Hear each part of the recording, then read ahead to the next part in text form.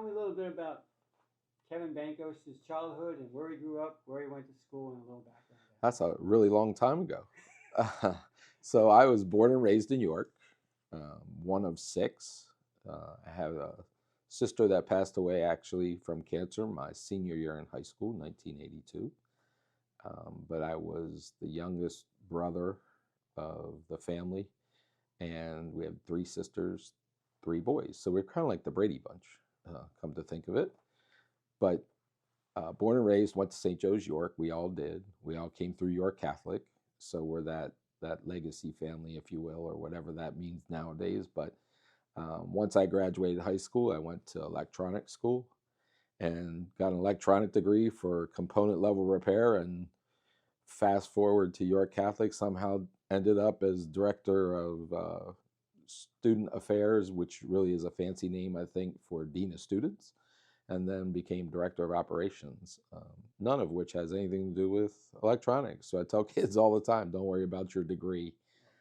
You never know where you're going to wind up. But then put two kids through York Catholic.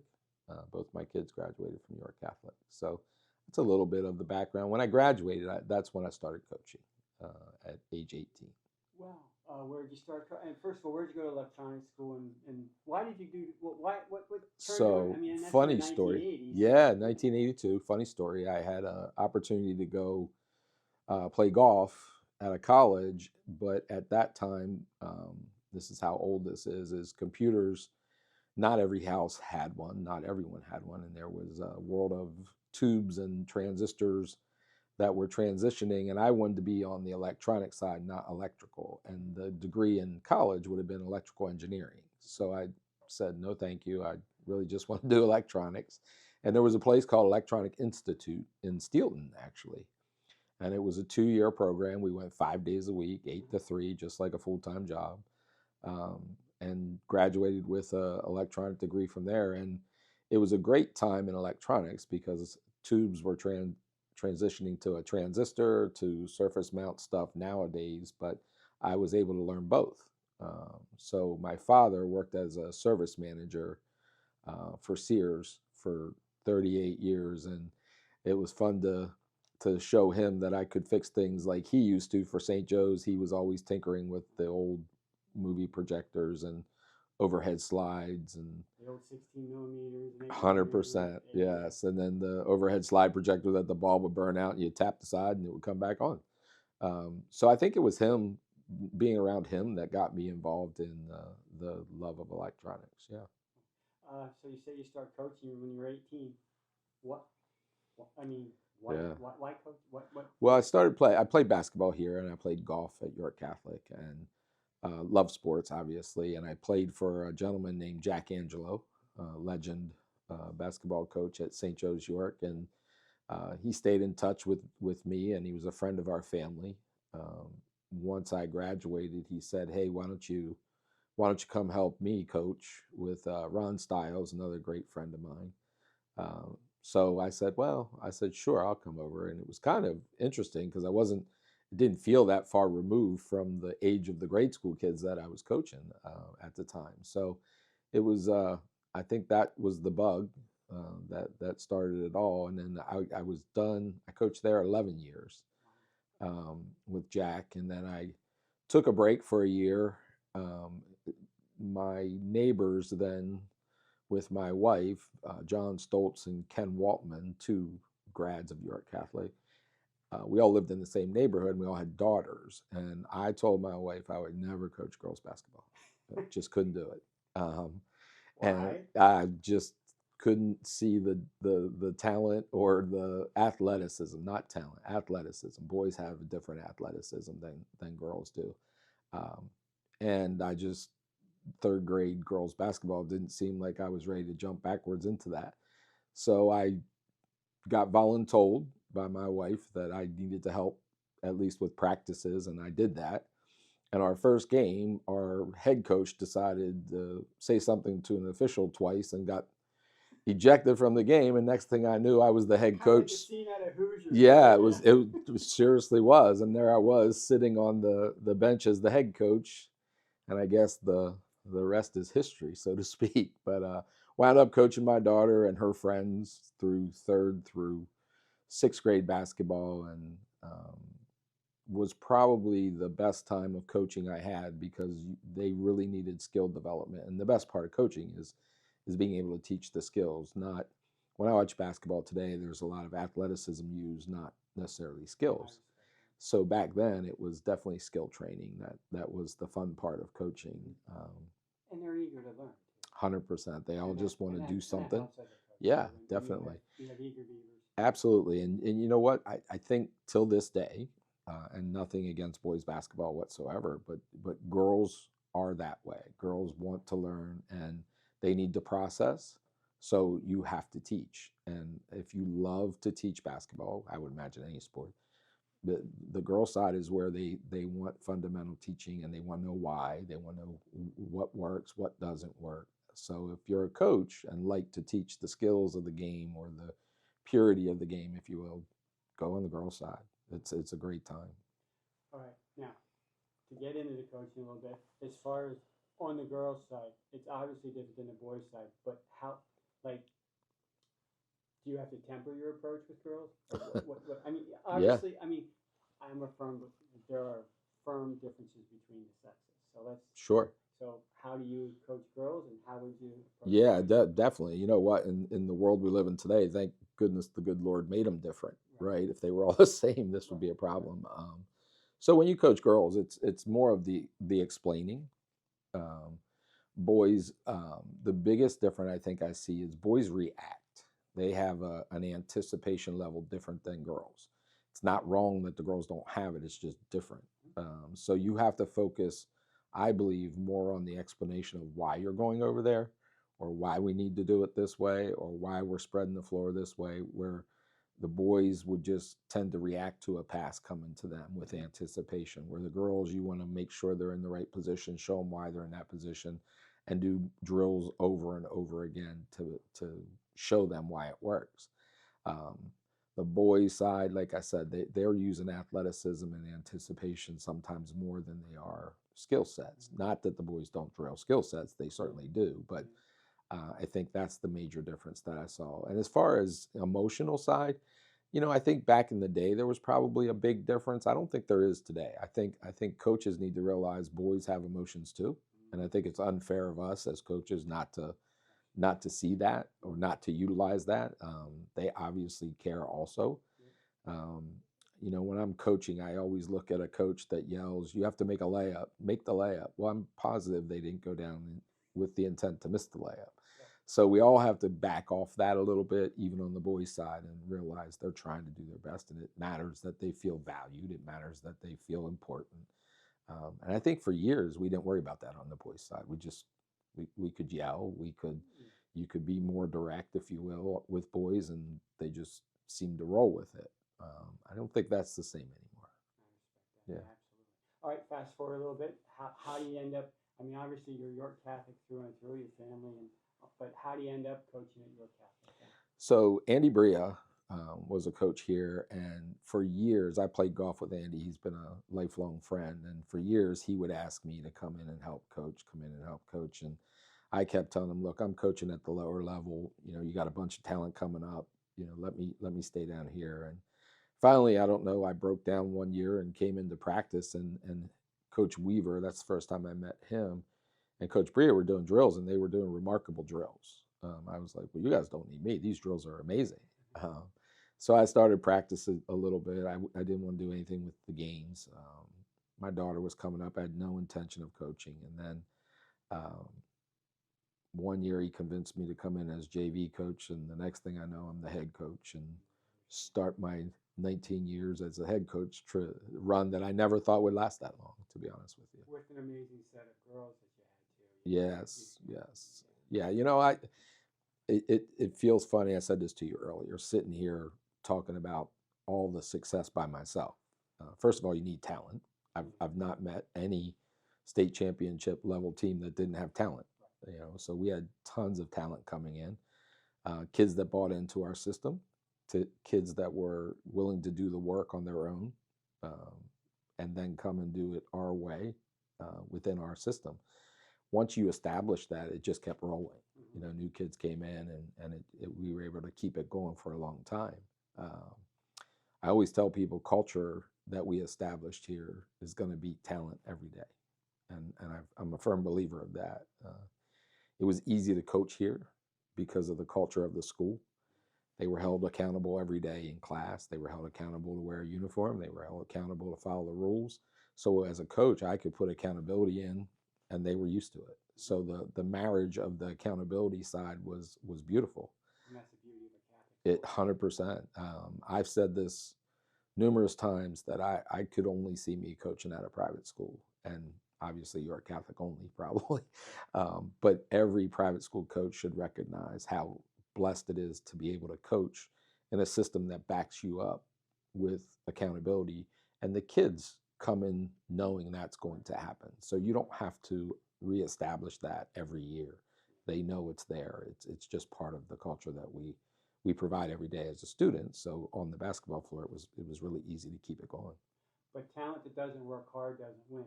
You would agree? 100%. Yeah, So, yeah. You guys worked hard in the gym. We did. You didn't just put talent on the No. one. And you also had you get into big games, you have to coach. Yeah. So tell me a little bit about your philosophy as a coach, coaching kids that have talent. And you obviously coached at the lower level where you weren't about winning state championships, Sure. district championships. You weren't. Nope. That didn't hit a fourth grader's mind. Nope. Or a sixth Not at grader's all. mind. They could have cared Yeah. less than you could have cared less. Correct. Yeah. So then you get to that level though, and then all of a sudden you're held to an account as a coach. Yes. And if you don't win, you're probably going to be held to an account at York Catholic. That's also what makes York Catholic special. You Sure. have banners in the gym, Mhm. so you're held to an account without you'd be lying to say you did. 100%. No, yeah, absolutely. It's the easiest part of my coaching career was all of what you just said because of the people I had around me. So every day at practice, first of all, you have to prepare practice. You can't go into practice thinking it's in your head, because something's. I have a file cabinet that's filled with practice plans, and you write everything down and by the minutes, and you're going to have to adjust it because something's going to happen. It didn't go as well as you thought. You're going to redo it. You got to throw it out, whatever. But the first thing we always did was make sure that we were in better shape than everybody else. So we conditioned a lot, and we still do. Not as much as we used to. Kids have changed that way, but we still condition a bunch to make sure that we could be better at the fourth quarter than we were in the first quarter. I never remember seeing a York Catholic team gassed. Yeah, no, it was the message our kids got from day one was, look, we may not be as talented as the next team, but we're going to be in better shape than they are. We've beaten a lot of teams with more talent than us. And it was because our kids bought into the system of fundamentals, and we didn't do anything fancy, but we got in shape first. And then the second thing, I think, as a coach, I don't think you can use your philosophy every year without understanding the kids' strengths and their weaknesses. And I'm not a big opponent of running plays. We had quick hitters that we would run, but I'm more in, this is your strength. I remember you saying one. No, 3. most of the time because I couldn't remember it myself. So I would laugh with my assistants and say, "You're in charge of out of bounds plays because I can't remember them. Just get the ball in." That was my out of bounds play. I always thought that, look, if you get beat on an out of bounds play, your defense isn't very good. But we did. Mike Weaver used to run the out of bounds plays, and he was really good at it. Thank goodness. And that's what I mean about practices. I would take a session, and Coach Weaver would do a session. Coach Angler, back when he was here, he'd have some defensive inputs or offensive inputs that he'd run. And the other thing I think we did well was we connected 7th grade through 12th grade. So our system started in the 7th and 8th grade level. Then by the time they got to us, we were just more perfecting it. But we only ran play basketball. Read the defense, see what it's giving you, and then adjust to that. If you run plays, I always felt that if I scouted a team that ran plays, we were going to be okay. You can shut plays down. It's hard to shut down somebody who's just reacting to an overplay and they go back to it at the right time, or so that's what we drilled. At practice, we did drills to show them that if you ever played, this is what you do. If you're not, this is what you do. You square up. We run two-man basketball. I used to tell people all the time that John Paxton and Carl Malone used to make a lot of money running two-man basketball, and they'd look at me and go, "Who are they?" Which immediately made me feel older than I really was at the time. And I think people watching this might say, They're going to say, "Who are those people?" Yeah, they're going to Google John Paxson. But so we ran, very fundamental plays, and I'm still a firm believer that if you run fundamental plays really well, they're really hard to stop. I've talked. I think the biggest compliment to our coaching staff was from other coaches saying we were tough to scout because they didn't know what we were running. We always started with defense back in the day, and again, it's hard nowadays to convince kids defense first and offense second. But back through the foundation of us, we were always pretty good on defense. And again, that started with being in good shape. If you're in good shape, you don't mind playing defense. So, all right, tell me a little bit about some of your fondest memories as a coach. I mean, what would be those days you remember? Saying, man, this was really. Yeah, that, I think every person that's talked to me has asked me that question, and I think I've stuttered every time I go to answer it. Well, I'm sorry, the question. No, Not it's original. it's all good. No, it's the perfect question. Obviously, over the success we've had here, um, obviously the state championship games were amazing. When you walked into that final game, you were able to plan your final practice, and there's only two teams in your level that were planning their final practice. Everybody else, you never knew if that was the last practice. So I'd say the practices before the state championship game were really memorable. We used to be really low key about it. Somewhere along the line, a group of kids decided they wanted to dress up in crazy outfits before practice started, the last practice, to celebrate, I guess. So we did that for years, and there was plenty of newscasters that came in, and I was like, oh boy, people are going to think we've lost our minds. But I thought it was really important for kids to be relaxed. You've made it. You've got there. We've already covered the game plan. So the practice before state championship games, then the state championship games, obviously, were the epitome of a high school coaching desire, if you will. But there were so many games. I always tell the story of uh, there was a girl on our team, Dominica Martello. I subbed her out, and the official was standing there with his hand up in the air to call timeout. And she came out of the game and high-fived the official because she thought it was me standing there. And the official just looked at me, and I laughed, and I said, yeah, welcome to my world. This is what happens in girls basketball. I'll never forget it. It was still the referee, and I still talk about it today. So, and then, just the kids graduate and coaches stay. I've had great relationships with the coaches we have. And I think the bus rides, we lost our game to Berlin Brothers this past year in states. They wound up winning the state tournament, so we knew they were really good.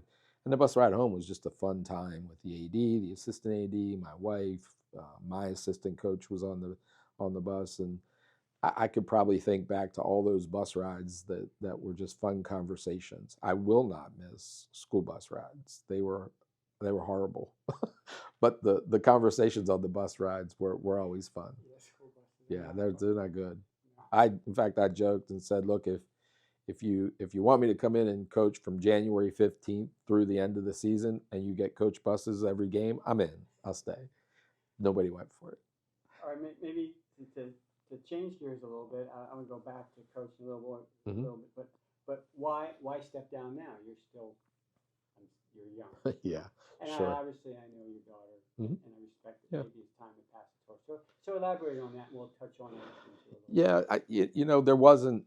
Somebody asked me if I'm gonna, what I think I'll miss. I'll miss all of it. My school bus rides. I'll miss all of it. I wasn't stepping down because I didn't like it. And I didn't want to step down when there was a negative feeling.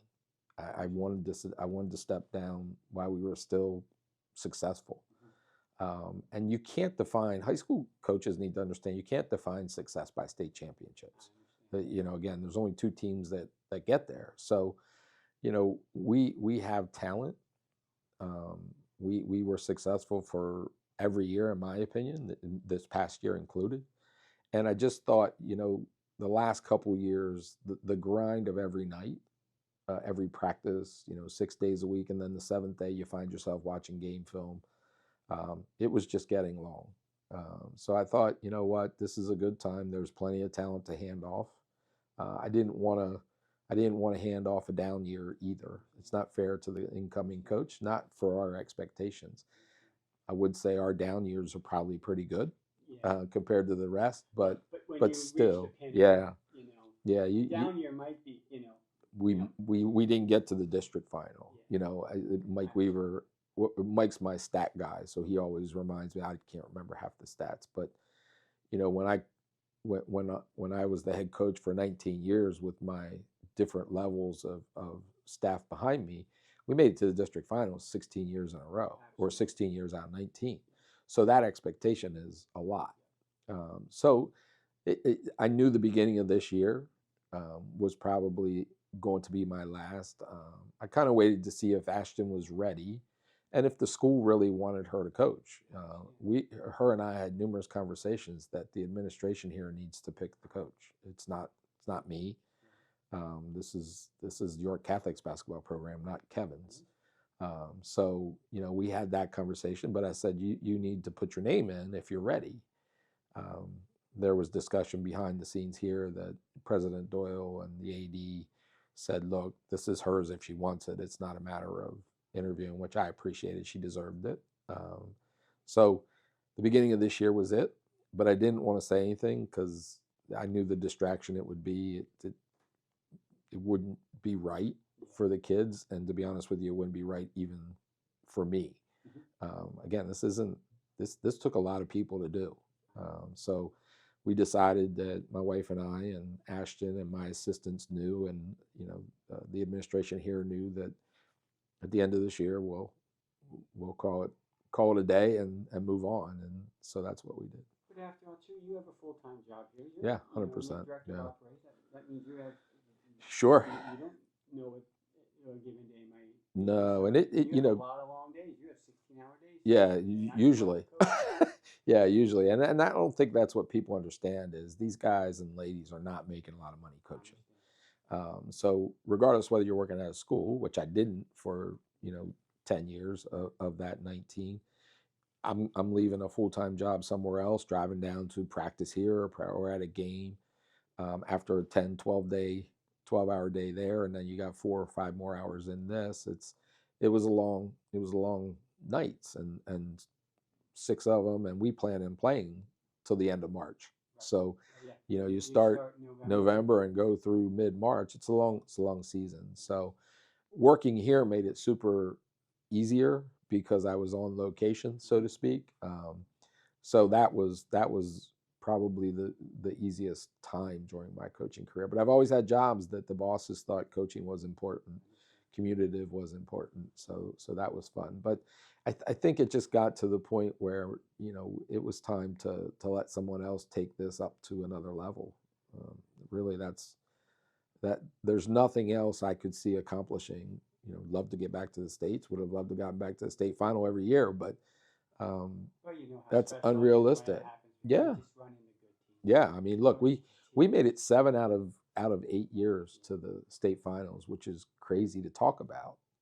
And I never talked about it. I didn't talk about district titles or state titles because you're always worried about the next year. But I said to Coach Weaver, it'll be fun looking back now, you know, taking time to look back at all the memories and the DVDs I have and the VCR tapes that, you know, back old days guys that carried in big cameras and taped everything. So he does that. He reminisces. He watches some of his daughter's games, and he says it's always fun to go back and watch. So that's probably what I'll look forward to.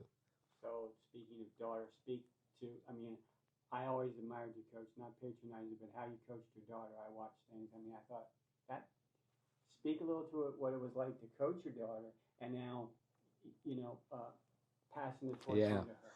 Yeah, it was hard for both of us, I think. But at the same time, I think she would say it, and I definitely will say it. It was a great relationship that we had as player coach. She knew the expectation would be higher. She knew that she had more responsibility to prove herself because she was the coach's daughter. But she grasped that. She had a work ethic that was as good as anyone I've coached, and that's a credit to her mother, probably. um, she's she's ready all the time. She assumed whatever role we asked her to do. I remember she's 5'4" on a good day. I remember putting her in the post in the state final game, and everyone looking at us like we were crazy. But my assistants looked at me and said, "Look, she has post moves, and they can't stop her in there. Let's put her in." And then they put a bigger girl on her, and we'd move her out, let her play guard. Um, More importantly, I think I saw a leadership side of her probably her junior, senior year. Katie Schran, who was probably our best basketball player, or at least one of the best to come through here, came in as a freshman her senior year. And I looked at Ashton and said, "Look, you got to go back to point guard. I need Katie just to learn. Let her be Katie." And it was a beautiful thing to watch between all of those kids. But she showed then, I believe, that she could run a team. She could be a leader on the floor. She was another coach on the floor. It wasn't all rosy. In fact, I'm sure it was harder for her than me. But she tells a story about a game where my wife sits at center court every game, first row, and I'm across from her, obviously standing up. Talk And about accountability. yeah, she's I'm calling her name, and she's just standing there. Gym was full, and it was a little loud. And the referee comes over and goes, I don't think she hears you." I said, "Oh, she hears me." She said that she told the referee, "No, I hear him. I can't go that way. My mom's going to yell at me. If I go that way, my dad's going to yell at me. So I'm going to stand right here in the middle and pretend I don't hear him." So those are the memories of her playing that I remember. It was fun to coach her. Looking back, I'm sure again there was times when it got tough, but she handled it, and I think she's part of the person she is today because of it. She had a great college career. That's How'd how you juggle that? Coaching? back then it was a beautiful thing because the landmark conference that she played in played Saturdays and Sundays back to back. So yeah, so they didn't have those middle of the week games like they do now. And her junior or senior year, it just started. So I only missed probably 4 games, 3 games a year of hers. I didn't get to Merchant Marine. Sometimes they would play in a tournament in Ohio that I couldn't get to because of coaching. But majority of the time I was there. It was a lot of fun. And this is what I'm anticipating now as a dad, going to her college games and just sitting and watching her play. Her college coach joked that she never saw a player that could just look at her dad and know she screwed up. And I was like, well, I didn't have to say anything. My facial expressions usually tell how I'm feeling. But it was fun to just sit there and not be the coach, and watch her play. And I think it's going to be really enjoyable to watch this next phase too that way. And you will support her the way she wants to be supported. 100%. She knows that I have no desire to be on the bench. People have asked us, "Look, are you going to step down and be the assistant?" And I said, "No, that's not fair to her at all. She needs to make this her own program, and she will, and she'll take it to a level that I couldn't. I'm positive. But she knows that whatever she needs, she gets. She can have. I told her if I ever died, there was a file cabinet with all my basketball stuff, and she could have it if she wanted it. So I may just wind up giving it to her to get it out of my house. But I hope that she realizes that there's some value that I could bring to her if there's a game plan. I think the most enjoyable thing I had about coaching was game planning. It was trying to figure out how to counter the other team's strengths. And again, we go back to talent. You can have the best game plan in the world if kids can't execute it. It's irrelevant. I had kids that could execute our game plans, but that was fun developing the game plan. So she joked that, yeah, you can handle huddle and all the game film, and you can watch our opponents. Which again, if that's what she wants, I'm sure I'll find time to support her however she needs it. Tell me a little bit some of the coaches that you, other than the coaches you've coached with in CYO and York Catholic, who do you look up to maybe at a national level, or who's a mentor to you that you would look at and say, you know what, that's a role model for me? Yeah, I think Coach K is obviously the first one that would come to mind. I think that's where I learned probably that culture matters first in any sport, on any team. I could scout another team and see what their team culture was like, and if it was weak, they were going to be in trouble. If it was a strong team culture, then I knew we'd be in a battle. Trinity had great teams, DeLone, great teams, that both skilled teams, and we battled back and forth because their cultures were also pretty good. So I would think Coach K, but I don't think coaches were probably the mentors as much as, I think my mother and father instilled values in me that I use today. My dad was a deacon. He was in one of the first deacon classes in the Diocese of Harrisburg, and his ability to work with people's problems, and the way he was empathetic, and his sympathy at times, and then also directness. I think I'd like to hope that I'm partly him, some of his ability to lead people, if you will. So I think it's more that than coaches. You had some real good battles with DeLone over the years, and you got to remember some of those. Oh, 100. Those were. Those had to be fun to game plan for. They were. We both know each other so well. I joked with Jerry. People would think that Coach Eckenrode and I didn't like each other for years, and then they finally. I hear that. Yeah. I hear that rumor. I'm like. No, it was never true. I think it's just when I came, yeah, absolutely. When I came on board, I said to Coach Bria and Coach Weaver, look, we need to figure out what Coach Eckenrode's got going on down there, because whatever he's doing, we need to do here. So he's a great coach. He's a good guy. He's very passionate. Leave his style out of it. His care for his kids and his passion was second to none. And we became really close friends even today. I even told him, I said, well, look, we beat you twice this year. I'm getting out. Before we haven't done that in a long time. I joked I had hair the last time we did it. They were fun battles. I mean, the years that he had Sierra Moore and we had Katie Schran, those were really great. Yeah. And then, you know what? The one of the most memorable games was against Trinity up at Central Dauphin. I think it was the Eastern Final game. It was sold out. The bishop was there. Yeah, Central Dauphin East. Yeah, the bishop was there. It was packed. Ashton's college coach was trying to get in, and she didn't have a ticket, so I got her in, thank goodness, to watch the game. But that game was crazy. I remember the Murrays from Trinity, and they were on that team. And so we've battled with the other private schools a lot. Lancaster Catholic, no different. But Trinity and DeLone for us, DeLone first. There was years we played them 4 times, 5 times almost between districts and states, and you just knew that when you were going there, you better be ready. You had to buckle up from the time the tip went to it was done, because his teams are always prepared. Yes, they do. Yeah, they were relentless. So those were fun games. Those are games that I would pop in a DVD player and watch for sure. All the years of, like I said, through probably the 2006 up seasons, they were fun. They were fun years. We were down a little bit, and it lost some of its luster, but this past year it brought it back.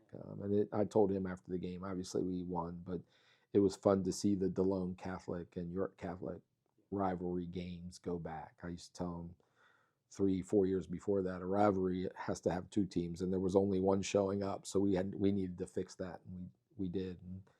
And again, it was just another check mark this year that, okay, that was fun. Now I'm going to get out before he gets the advantage again. tell me a little bit about how coaching has changed over the years. Kids are different too, and you said Yeah. that, but what's different about coaching now? And what advice would you give to the next generation of coaches? Not Sure. your daughter, Yeah. but somebody. What because there's a new generation of coaches that have to come up, and what advice Yeah. would you give?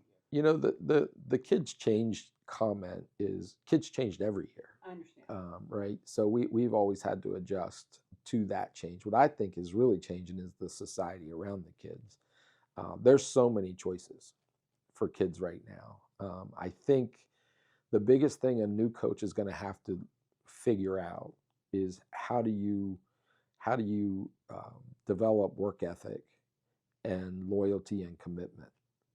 If it's not going well, these kids can pick up and go somewhere else. You're seeing it at the college level now too. The loyalty level to their teammates, the loyalty level to the coaches, the loyalty level to the program first. It's hard if you don't have that commitment to the team. So trying to get kids engaged and stay engaged to the work ethic that it takes to be our level of success is going to be challenging.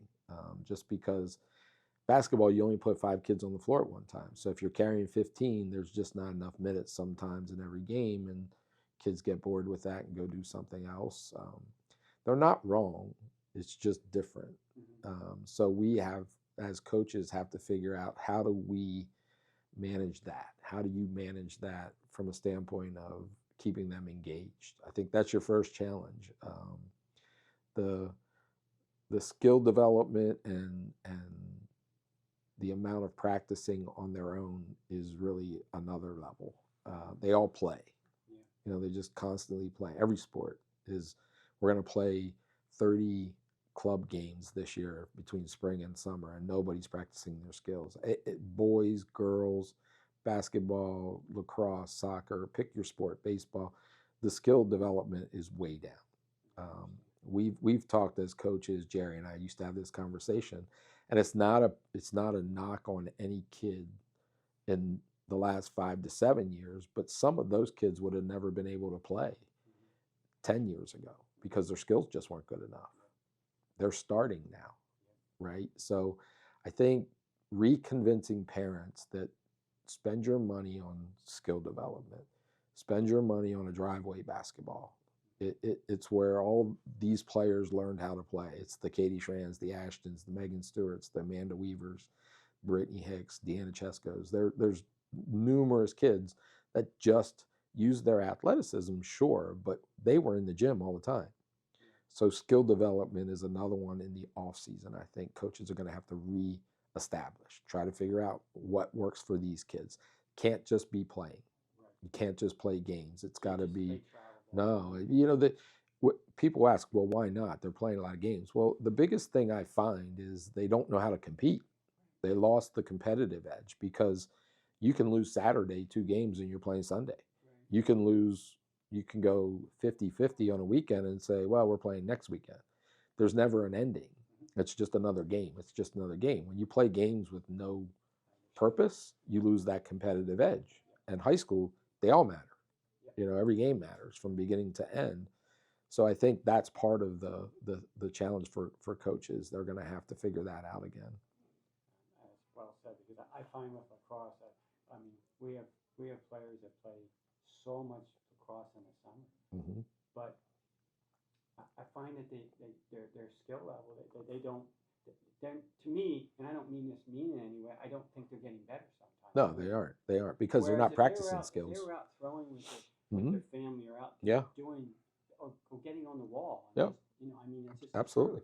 But I don't find anybody ever wants to get on the wall. No, same with basketball. Go shoot foul shots. Sit in your driveway and shoot 100 foul shots. I did that in January at home against the Barn. We had to. Sounds kind of Hoosier-like, but no, that's what we did. Yeah. We didn't have, and that's the loyalty, commitment level, the distractions these kids have. That's what I meant about society-wise, is way more than we had. We didn't have the things these kids, opportunity-wise. No, it's what we have to deal with. We have to teach the balance of that, I think. That's not just coaches, educators, people that interface with kids, period, parents. And this is different too. Yeah. Yeah, This absolutely. is a The cell different phone level. world is, you know, everything's immediate now. Yeah. It's immediate satisfaction, and there's not a sport that's immediate satisfaction ever. You know, I saw it in third grade girls basketball. It's not immediate, trust me. It might not come immediate till they're in college, but Maybe sooner that or layup later, took a whole year long. it was a blessing when it happened. You know, so I think that's, you know, and the other thing I think Coach Weaver and I used to say all the time is kids don't watch the game anymore. I agree with that. You know, Duke, North Carolina basketball games were an event at our house. You know, Ashton would have kids come over, um, and you could see it trending even back then. They'd think, "You're doing what? You're watching a college basketball game on a Tuesday night?" Yeah, because it was Duke, North Carolina. It was a great game to watch. So when you don't watch the game and you don't practice your skills, you don't understand the game. So that makes teaching the movement of the game way harder. That teaches strategy of the game way harder. So I think those are the three or four things. It's also the reason I'm getting out of coaching because it was a lot easier back when I was Well, doing you get it. a little older too. I mean, it takes energy to do It does. It does. I think you know that. I think that ultimately, if you want to be truthful when you look in the mirror, you, you have to have that 110% level, and I don't have that anymore. So again, the grind is the grind. He's a wise coach that understands that. Yeah. All right, couple last questions here. Speak to the state of Catholic education because there's challenging times that way too. What do you think the future of Catholic education is? Well, I What think would you like to see? What you've been in it for a long time. I mean, this has been your life. So yeah. what's the next 10 years look like for your Catholic and other Catholics? Well, I think your Catholic. I think our private school in the diocese system is remarkable. I think the challenge for us um, is recreating the value of it. You know, there's again, you talk about kids have all these choices, and I've talked to numerous parents that have done tours that said, "Well, it's really up to my son and daughter if they want to go here." And I finally said to a couple of them, "You know, I was 14 to 18. There's not a chance I could figure out if I wanted to come here or not. I couldn't figure out if I wanted to go to college or where I wanted to go to college, let alone having to make a choice as a 14-year-old." So, you know, I would hope parents would start to take the lead on that and understand that the value of a Catholic education is more important than a Disney trip. Um, but it's really hard to sell tuition today versus what we had back in the day because there was, you know, clergy that were here teaching, and we had a lot less payroll and a lot less expenses, and so we just have to rebrand ourselves and recreate ourselves. And I think all the Catholic schools in the area are doing everything they can to do that. But um, I think we have to get them younger. You know, I really want to see the younger age kids get in the system. Once they're in the system, it's it's It sells itself. yeah, it just is an everyday thing that you want to be part of. We have kids that come from other schools, and they brag about the school more than our, let's say, legacy people or people. It's amazing to hear a kid that came from a different system come to our school and think this is amazing. You know, it's hard, but it's amazing. The academics are challenging; they're hard, but we flip it back to sports with coaches that I've met throughout, you know, the state and the nation really of recruiting. They love recruiting Catholic school kids. They love recruiting private school kids. The discipline is there, the work ethic is there, the accountability is there. There's nothing more you could ask for. And it's not a knock on public schools. Public schools would love to do it. They just can't. They're not allowed. There's some restrictions they have that we don't. So, you know, I'd like to see us focus the younger group first, and then take that and run with it the way we used to from ninth through 12th grade up. But you know, I think Catholic education is going to be here forever, in some form or fashion. It's going to be here forever, and as long as it's around, I'll be part of it. So, Is there anything I haven't asked you that you want to elaborate on, or you want to just expand on? Or obviously, you know, you care deeply about your family, and you wouldn't have been able to coach without family yeah, support. that's probably the last thing I would have said is, you know, this decision was harder, I think, on my wife, who's been part of me since St. Joe's, York. You know, we were in high school together, so we've been we've been together a long time, but she loved sports. She played sports. She played basketball. She went to the dark side of cheerleading. I don't know how that happened, but uh, sorry, cheerleading coaches, just kidding. Uh, it just it takes a family. You know, we have pictures of my kids in car seats in Shamokin playing in the West Catholic tournament over the weekend in 7th and 8th grade where we stayed. And you know, there's my son playing with cars in the background on the bleachers, my daughter, you know, playing with her stuff. So our family grew up in gyms. They just grew up around sports, and um, it would not have been the same without her, you know, walking hand in hand, side by side. And you know, there was nights I came home and she would have opinions about the game, and I certainly wasn't ready to hear them, but she gave them anyway, and thank God she did. I always joke she could be a coach. You know, she could walk across the court and be sitting on that bench. So your family has to be in it with you. My extended family, we missed a lot of stuff. You know, there was a lot of times we had practice, we had games, we had, you know, whatever going on, and everyone around you needs to know that it takes that level of commitment. If you don't have that level of commitment, you can't be successful. So my family, you know, Ashton, Chandler, my wife Donna, they certainly provided me with the opportunity to have this career that I had. It was fun traveling around. I said to her, I said, it's just going to be different. Now we'll both sit on the same side and make fun of Ashton.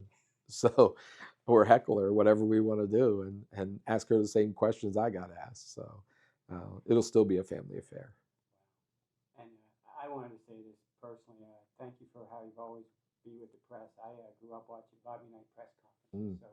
So, Oh, that's different than me for sure. And you always were terrific with the press, and the press always respected you for that, because it's not easy after a game to take dumb questions. And a lot of us, you know, we ask dumb questions sometimes, and I appreciated your graciousness with the press. That's important, because jeepers, you know, it's not easy being press either. Because No, I was just going to say that. You don't want to ask it dumb. I asked Coach Costa like 20 years ago why he didn't use. He had 3 timeouts left, and he lost by 2, and he didn't use them at the end of the game. And I had the temerity to say, Coach, why'd you leave your timeouts on? Yeah, that's brave. It's going to kill me. Yeah, that's brave. You know, I was interviewed, again, blessed to be interviewed hundreds of times. And you quickly understand that the view that you all have is different, obviously, than the view from the sidelines. And, you know, Monday morning quarterback is always the easiest thing to do, but it also requires, you know, you guys to ask the hard question. You know what? And I may not like the question, but I promise you, there was times I got asked questions. I went home and said, "Yeah, I don't know why I didn't call timeout. Yeah, I don't know why I didn't run that. Obviously, he's smarter than me. He should have coached." So I appreciate. I think the bigger thing for me is that your world has changed remarkably as much as sports has changed. You know, the local papers don't cover anything anymore. They're not owned locally; they're owned nationally. So I appreciate anyone that's willing to take the time to talk about high school sports or the kids. Um, this included. This is harder because we're talking about me, but we can at least talk about York Catholic and sports on top of it. So appreciated every reporter that stood in front of me. I have great relationships with them, and I'll miss that too. Anything else? No, I think that's good. I appreciate you taking the time.